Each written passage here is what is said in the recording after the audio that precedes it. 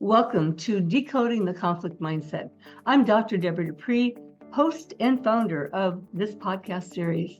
Our goal is to bring to you influencers, profound thought leaders who have some insight and perspective about how we deal with conflict, what conflict can do to us, and how we can better manage it.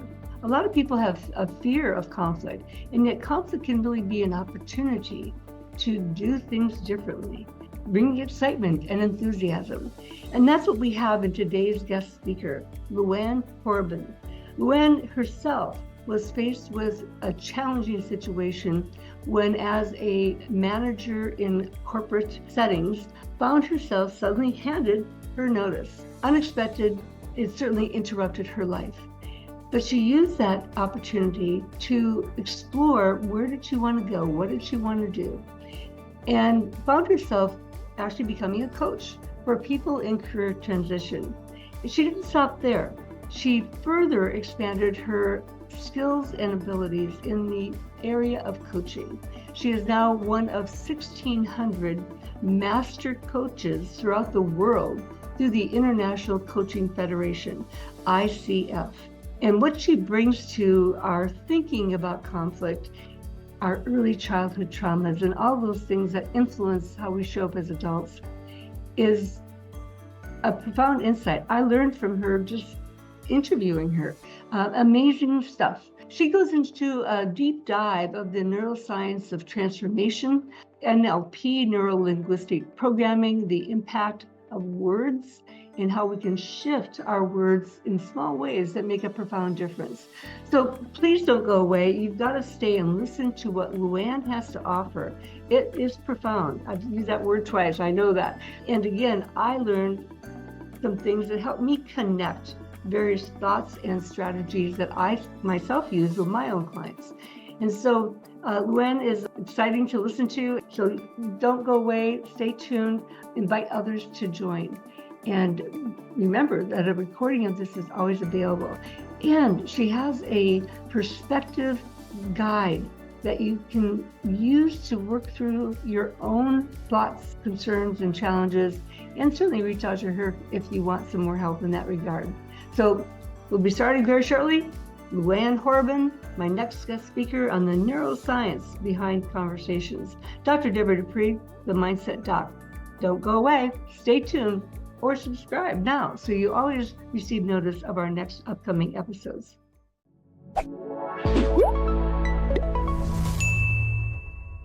Hi, welcome to Decoding the Conflict Mindset. Dr. Debra Dupree, founder and host of Decoding the Conflict Mindset.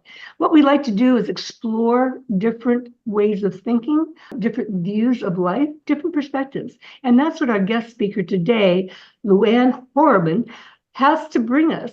Again, the influence of mindset. And of course, that's dear to my heart because I love working with the neuroscience and mindset. So welcome, Luann. Oh, thank you, Deborah. Well, I'm delighted to be here. Thanks so much. Well, you're very welcome. I'm delighted that we crossed paths and I have an opportunity to bring somebody of a like mindset here on my show because I always love learning, living, and growing from other people, but also to share with our viewers and listeners others who do this kind of work and so that they can continue to learn more about how to make that shift. And I know in our talking, we have both discussed the impact of mindset, what an experiential event that is. I mean, not even event, it's a journey of life, but also how it can enhance the quality of life. And so, Luann, I'm curious, and I'm sure our listeners and viewers are too, what led you into this direction of mindset? Yes, well, that is a good question because it was an unexpected shift. I was really quite enjoying my career earlier in my career when I was in middle management in healthcare. I really did like my job, and I got a package very unexpectedly, completely not prepared for that. It just wasn't even in my horizon that I thought it was coming. So I needed to really revisit. And as I revisited, I recognized I wanted to make a bit of a shift in my career over into multiple industries from healthcare. Mm-hmm. And I had no idea that it would be as difficult as it was. I had related qualifications. I had a good network, but it was a big struggle to kind of condense that into a nutshell. Part of what happened was I was able to move into recruiting and then into coaching, but that process is what helped me recognize, I'm really struggling with this. This is hard work, and I don't believe that it needs to be as hard of work. So I started looking into what was it that I could change about my thinking. That was kind of something I was raised with in my life. As my father used to always say, well, how are you thinking about this? And so it kind of prompted that for me to dive deep into the actual structure and science of thinking. So that would be how I started. And once I started, it's like a treasure chest, never ends. Yeah. Well, yes, it's been quite a journey. Yes. I always appreciate, like so many, you have had that early childhood influence by your father, in this case, a very positive direction. And so it was a tool, a mindset that you had already to navigate through a very difficult time in your life. Yes, because excuse me, I didn't realize that there was so much more to thinking, how I think about things, until I started studying it. Because prior to that, I was aware, okay, how am I going to think about this? But once I started looking into the actual effects and the chemistry of mindset, how it actually works, I thought, wow, this is like, it's like opening the curtains and the sun comes in. There's so much to learn. And it made sense. As I began to apply it, doors just opened up for me. And it's very experiential. It's almost hard to describe, because you're thinking about something differently, but you're having a completely different experience.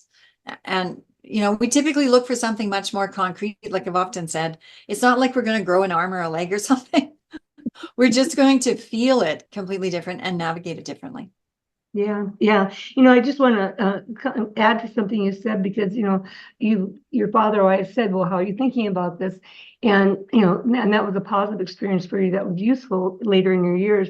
And yet, I know so many people are challenged with traumas from their childhood. Yes. And one example of mindset that I think applies is that rather than bemoaning and staying stuck in the traumas of your life, instead say, "Okay, it happened. Can't change it.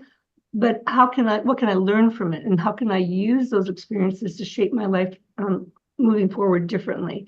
And so that's a way of using your mindset to transform or reframe those adverse experiences. Yes, and you raised a really good point, because I would never discount the impact of those early years and those early emotional experiences that we have that are so deeply ingrained. But there are ways of working with how those experiences had their impact with us. We really can work with them so that they don't have the same impact carrying us forward, and we're not as easily triggered. I think a lot of times we have the intention and the desire and it's really strong willpower to change our life. It's just that those triggers are still active, but there are ways of working with that through, like, the sciences of the mind that actually can help to reduce those triggers so we don't get pulled into them as often. So it's a really good point, because it's understandably not an easy task, but it's possible. It's very possible. Yes, yes. Yes. Well, you've mentioned the word science a couple of times, and I know I'm very in tune and interested in the neuroscience. So how did you start bringing the neuroscience in? What did you study? And what is the significance of neuroscience in these kinds of conversations? Well, my background in neuroscience doesn't come from university or anything like that. It comes more from the practical modalities of understanding it. I learned from the biology of belief. I've taken a lot of work from Bruce Lipton, as well as studied with some of the work of Joe Dispenza. I also am advanced in NLP. I've taken theta healing, several heart modalities as well. So several modalities I've learned how to use and how to practice, which just continue to complement that understanding. And I think the one that Another one that I want to mention is conversational intelligence. It really talks about the mindset, the chemistry that's actually chemistry and mindset that works with conversation, which, is very relevant to one of your favorite topics, is like turning the conflict into conversation. And that's an ideal model for that. Once we understand how that brain chemistry works in conflict, and how the subconscious mind works, we can actually use the functions of our mind to switch it out of conflict so that we can be in a more solution-oriented space. So really face almost anything that is difficult, but at the same time, do it in a way that we're able to manage ourselves and keep our own identity. That's sometimes some of the struggle, is how do we keep true to ourselves in the middle of difficult situations? Absolutely, yes, because that's usually when we're in difficult situations and conflict, that's where all the rationality and our, all of our learned concepts can sort of fly out the window unless we learn to integrate and to align them. Before I follow up on that concept, because I know you said something very important as we prepared for our interview today. You mentioned two authors, and I want to make sure that we're clear on those authors so that in case people want to do more reading about that. You said Joe Dispenza, and the first one was? Bruce Lipton. There we go. That's the last. I couldn't remember the first name, so. Yes. Okay. And so they've been instrumental in helping support your shift in thinking about all of this. Yes, and in addition to that, studying NLP. Like I've studied advanced NLP. I think it wasn't until I got to the more advanced levels that I started to really understand how the work of NLP is so effective I'm going to summarize it in a nutshell, in kind of neutralizing those things that impact us. Great. Yes, I've studied in NLP, not at the advanced levels, but yes, it's for me, it really laid out so simply how these changes, these transformations can occur. And I oftentimes say, it's just sometimes a shift in our words, and a shift in our phrasing. That's right. It makes such a huge difference. Yeah. That is, because ultimately, in a nutshell, how NLP works is that everything is, those early events have a sort of a whole stream of triggers. It could be a tone of voice, it could be a little action around us, it could be a scent, it could be anything. So those little triggers keep those neural pathways alive.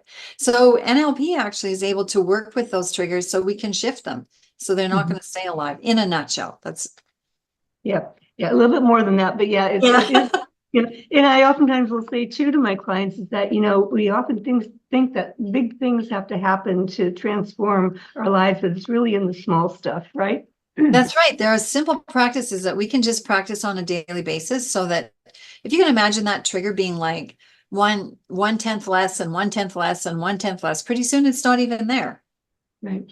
And how much energy that saves you. Yes, absolutely. Better, right? Yeah. Well, one of the things, Luann, that we talked about was what makes you unique in your world is the blend of both your career experiences and then your mindset work. Say a little bit more about that. Yes, well, when I first launched away from my work as much in healthcare, one of the focuses that I had was focusing and helping people evolve through their career and understanding their strengths and how to apply them and how to grow with them. And as I was working with that, I just recognized how important the bigger concept was of mindset, because we can go through the transactional things of, let's say, for example, having resumes and things like that. But if we're not totally present in terms of our confidence, our energy and our mindset and our actual capacity of understanding what's going to be required in that role, then it's a little bit more out of reach than we might realize. So it is actually the whole picture and the whole concept.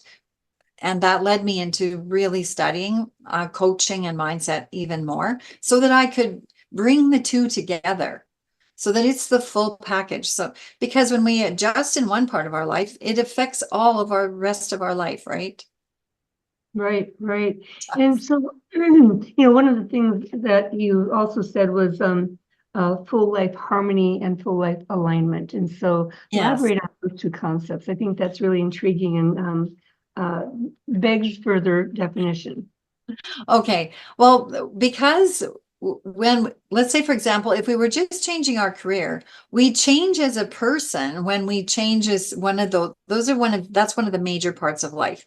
But we change as a person when we change one part of our life. We never ever change just one thing because it changes our energy. And sometimes it's harder to adjust the whole picture, because we're still one person, but we're navigating in one different way, and it feels a little bit discombobulated. And so by working with mindset and career, it's just it's a whole human, it's the whole picture, the whole harmony that comes to us as an individual. So we're able to take that newer energy and that newer perspective and adapt and work with that agility with it in all parts of our life, so we can actually keep evolving as a whole person rather than sort of disjointed way of doing it otherwise. Okay. And so what I'm hearing then is that, through some of the work, that you implement around mindset and so forth, that it does start taking a look at some of the early childhood kinds of things, the kinds of pathways that might be triggering current adult behavior, and then helping them navigate through, I guess, a different approach to how they live their life. Or maybe you should summarize that a little bit more, because that's what I'm picking up right now. Yes, that's true. We have early childhood experiences that do affect us in our life, but they affect us in ways we don't know, because what happens is when there's an early childhood experience, is our subconscious mind will say something like, I'll never do that again. And it's a driver. So we actually unknowingly avoid things or navigate carefully around things. We're not even aware we're even doing it. It's just an automatic driver. It's so automatic we actually don't have that awareness. And so this level of coaching actually is designed to increase that awareness, to show us things that we might not be seeing, because we can't change things we can't see. There's things that are holding us back that we just don't know where that they are. That's just the way the subconscious mind works. In addition to that, there are also values that we have early in our life. And sometimes, how a child thinks, their dreams feel like they're all achievable, like their dreams, they have a different viewpoint of their dreams than we often do when we get a little bit more advanced into the adult years. And we're recognizing those dreams aren't as easy to achieve as we thought they were as a child. So they almost get that little block in front of them. And that's from those accumulated childhood experiences. What we do is we take those, we literally going to neutralize the triggers of them. I'm just condensing this in a nutshell, but we make it so that your real values and your real dreams are more of your driving force, rather than the things that kind of have you avoiding around them and navigating around them. Does that make sense? Yeah, I mean, I tend to develop these mental imageries in my mind as people are talking, and so I imagine that we're living life and we have all this clutter around us, and so and we might even ignore it as we go through our daily lives. But then, by some of the work that you're talking about and some of the work I do, is that then we're actually paying attention to the clutter and say, okay, time to clean this up. And there's some specific strategies, at least with mindset, then that we can do to clean up the clutter from our childhood. Yes, and we can clean up clutter from our childhood, but we can also have it be so inviting to actually try new things. We'll have there's a different perspective. It's like those unknowns and those complexities that used to feel a little bit daunting will feel inviting, because we'll think, you know what, it's not as hard as it looks. It's actually probably exciting in there. There's probably things in there that I want to find out. So it opens up, like I said, those deeper things that are important to us, the values to us that we may have kind of put aside because we thought, I can't really achieve that. Yeah. certain things feel out of reach. It might be a level of income, it might be a level of achievement, or it might be a value that we have in our life. I can't, have let's say a rewarding job and also have, as much leisure as I want in my life, or however that's appearing. Okay. So yeah, Yeah, I appreciate you going into that because I have to admit in my own work, I've come up with a couple of phrases that please feel free to use if they spark your mindset. But one is out of adversity comes opportunity. So what you just said speaks to that. yes, And the other one I have is from moments of pain comes the momentum for gain. yes, 100% true. Yeah. 100% true. I like how it changes even the thinking about it. There we go back to your dad again. But making it exciting and inviting to go into those hidden areas that we may have been avoiding, again, like you said, unconsciously. Yes. Yes. There's so many ways that we can actually we can make our new experience, just the excitement of the new experience and facing the new experience can become compelling. So we really are no longer daunted by what we used to be challenged by. Yeah, yeah. Well, another phrase I've learned to use with a lot of my clients is that, this isn't that what you've been doing is wrong or bad or anything like that, but No. how well is that working for you? And everybody starts Yes. to, I always see a smile come out and go, nah. Well, Yeah. and you've raised a really good point because nothing that we're doing is wrong or bad. It's just we're doing what we're doing is we're kind of following our instructions that are programmed within us. And there is really nothing wrong or bad about it. There's Yeah. just another opportunity. Yeah. There's Yeah. another door. Yeah. Yeah. They have many doors to select from. And so where do we Yes. go? Yeah, Yeah. it gets me excited just talking to you. Now, I know you have a perspective handout that will make the link available. And to say briefly, perspective determines our experience, and learning how to manage our perspective is life-changing. And so tell us a little bit more about your perspective handout and what people can hope to gain from that. So perspective is it's one of the, I think, our most powerful tools that we have to begin to work and progress through things that feel out of reach for us. And perspective is made up of our values and our beliefs, because our values and beliefs filter what we see. And what we see will be our experience. So perspective is actually giving the meaning to what we see. It's why two people can look at the same situation and have completely different viewpoints. Mm-hmm. That's because that comes from their beliefs and their values. That's what gives it meaning. So there are several ways that we can shift our perspective. If there's something that appears difficult, if we see it as difficult, we are likely to experience it as difficult. And so by using the tools of the subconscious mind, we can work with, how could I see this differently? Mm-hmm. And one of the tools that I use, that I encourage and show people how to work with, is questions, because the subconscious mind is just programmed to find an answer to a question. Okay. So if we ask a question, it actually changes our brain chemistry into the place where it's looking for a new solution. So if we have a perspective that's kind of cumbersome or kind of challenging, or we want something better than what we're seeing, we can ask a question. And it can be, how can this get better? That will instantly change the brain chemistry into more of a solution-oriented perspective. We can also ask, what else is possible here? Because a fact is that there are so many ways of solving every situation in the world that our mind can only think of a few of them. Always think of that. What else is possible? I know there's another solution, right? One of my favorite questions is, how is this exactly perfect? Mm-hmm. Because when it comes to your, turning the obstacles into opportunity, how is this exactly perfect? Because once we overcome an obstacle, we have an advantage. We are more aware of something. We've learned something. So we've gained something.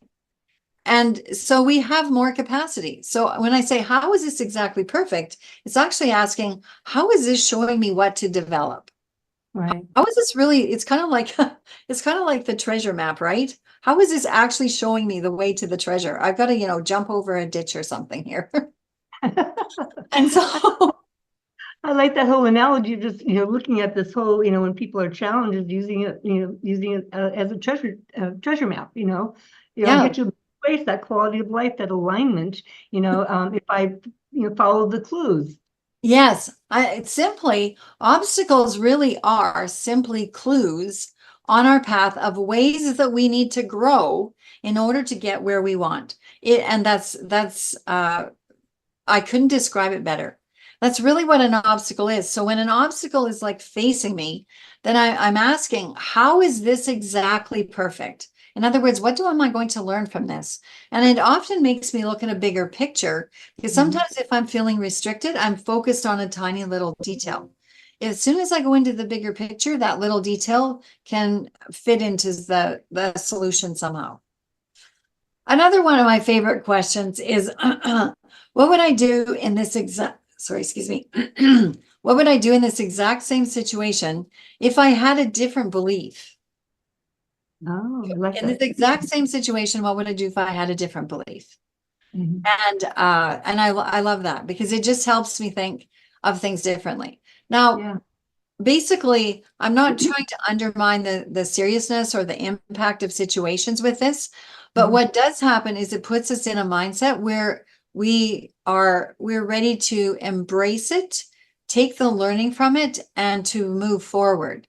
So we will get through it, right? Mhm.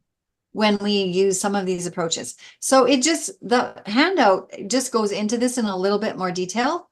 It's kind of a guideline that a person could reference if they had something they were wanting to say, well, how can I shift my perspective in this?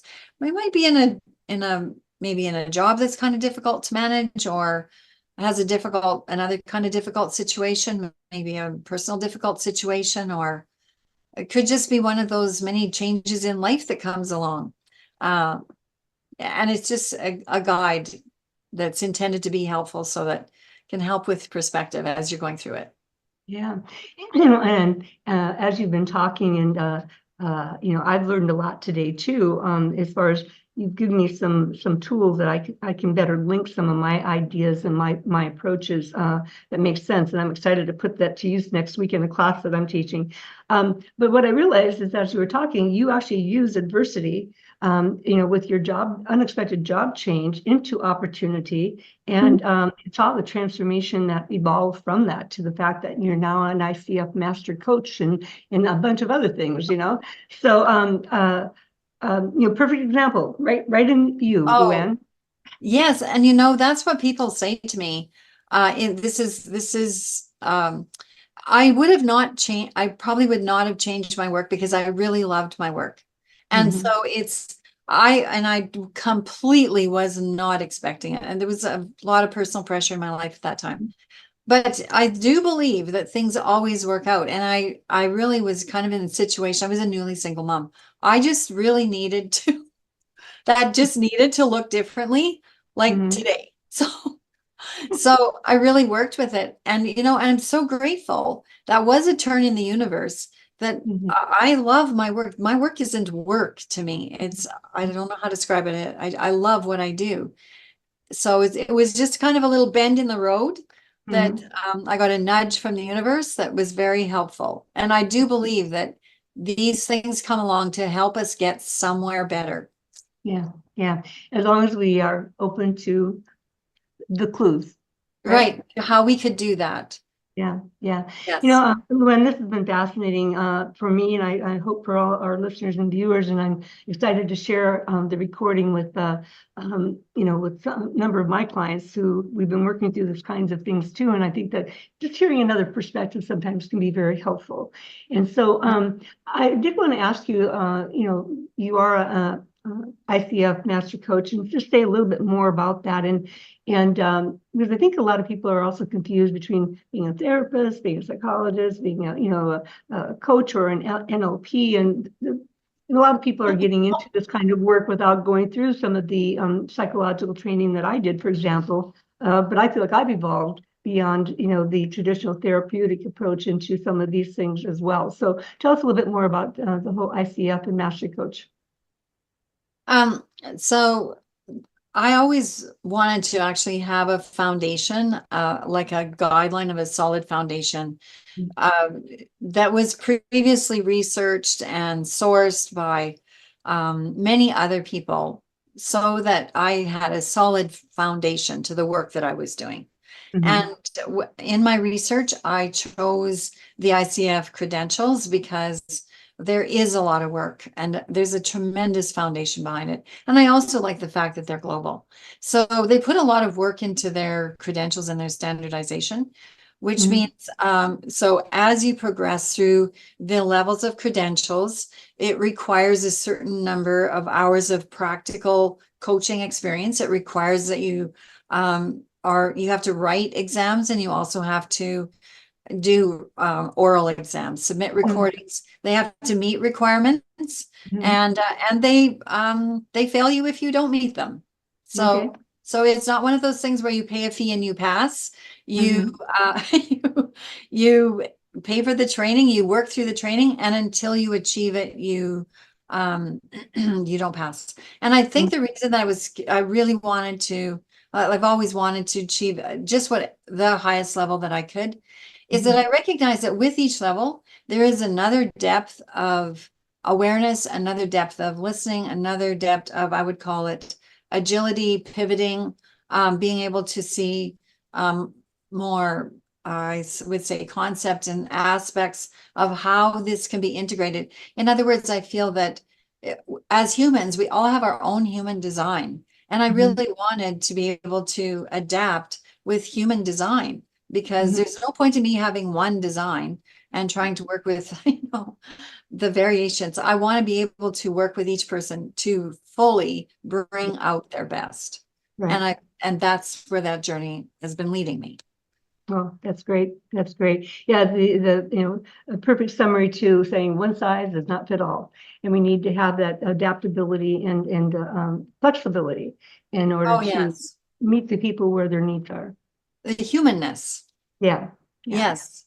To fully bring out the humanness, really. I really, there's so much value in being able to do that, I feel. Yeah.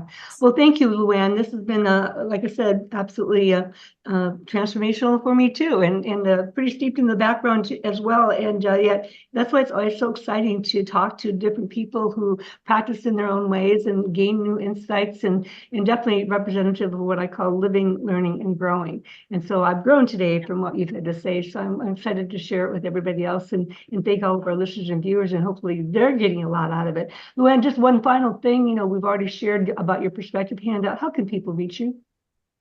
The best way to reach me right now is on LinkedIn. I'm on LinkedIn, and there's only one way to spell my name. There'll be no one else that comes up. So, and I'd love to hear from, I love conversing or questions. Anybody, anything you want to know more about this, I'm delighted to share. Wonderful. So why don't you go ahead and spell your first and last name so everyone's very clear on who comes up when they search for you on LinkedIn. Okay. My first name is Luann, and it's Luann. That's just the simple version, no extra letters, Luann. And my last name is Horo, and then B for bicycle, IN for Norman. And that's just pronounced Horobin. It's slurred all together, like there was no extra O in there. Okay, so I may have put that extra O in there, but okay. Oh, you did a great job. You did perfect.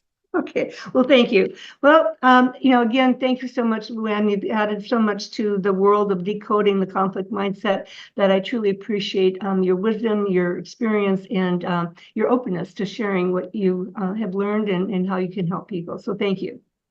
Well, thank you. It was really an honor and a pleasure. And I really admire your work as well, Debra. So thank you so much. It's great to share with you. Great. Well, here you go, our viewers and listeners of Decoding the Conflict Mindset, yet another wonderful insight about what you can do to shift that mindset. It's not rocket science. It's actually very simple steps.